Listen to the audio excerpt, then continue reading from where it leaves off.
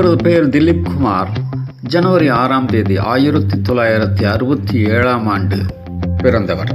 தனது பெயரை அல்லா ரக்கா ரஹ்மான் AR ரஹ்மான் என்று ப்ரொஃபஷனலி மாற்றிக்கொண்டவர். இவர் Indian music composer and music producer மற்றும் பாடகர்.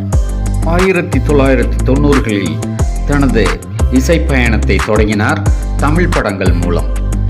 ரோஜா, பாம்பே, காதலன், திருடா திருடா, ஜென்டில்மேன் போன்ற படங்களுக்கு இசையமைத்துள்ளார்.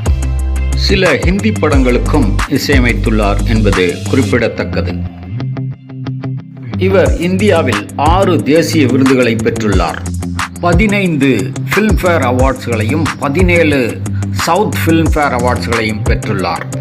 இவர் தென்னிந்திய திரைப்படங்களுக்கு 7.1 சரவுண்ட் சவுண்ட் என்ற டெக்னாலஜியை உருவாக்கியுள்ளார்.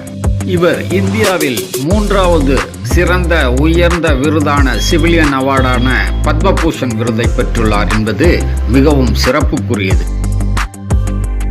உள்ளூர்ல ஓணாம் பிடிக்க முடியாதவன் உளுந்தூர்பேட்டை போய் உடும்பு பிடிச்சானா என்ற பழமொழியை மாற்றியமைத்த மனிதன்.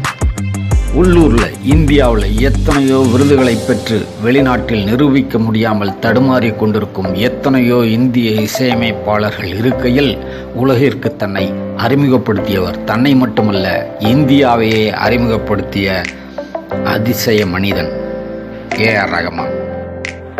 AR ரஹ்மான் கோல்டன் குளோப் அவார்டை பெற்றுள்ளார். பிரிட்டிஷ் நாட்டின் BAFTA விருதை பெற்றுள்ளார் AR Rahman. British academy of film, television and arts விருதை இவர் பெற்றுள்ளார் என்பது குறிப்பிடத்தக்கது.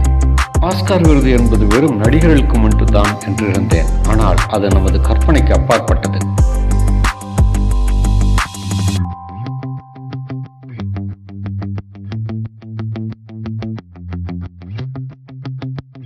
நமது AR ரஹ்மான் அவர்கள் best original score and best original சாங்கிற்காக 2 ஆஸ்கார் அவார்டுகளை இந்தியாவிற்கு பெற்றுத்தந்து பெருமைப்படுத்தியிருக்கிறார். அவர் 81வது அகாடமி அவார்டில் இதை பெற்றுள்ளார் என்பது அதைவிட பெருமைக்குரியது. வாழ்க AR ரஹ்மான், வளர்க அவரது புகழ். ஆஸ்கார் விருது மட்டுமல்ல, உலகில் பாடல்களுக்கான சிறந்த விருது கிராமி அவார்டு என்று அழைக்கப்படும் விருது. AR ரஹ்மான் ஆஸ்கார் அவார்டு விருது மட்டுமல்லாமல் 2 கிராமி அவார்டு விருதுகளையும் பெற்று இந்தியாவிற்கு பெருமை சேர்த்துள்ளார். இந்தியாவை உலகிற்கு அறிமுகப்படுத்தியுள்ளார். தேங்க்ஸ் ஃபார் வாட்சிங்.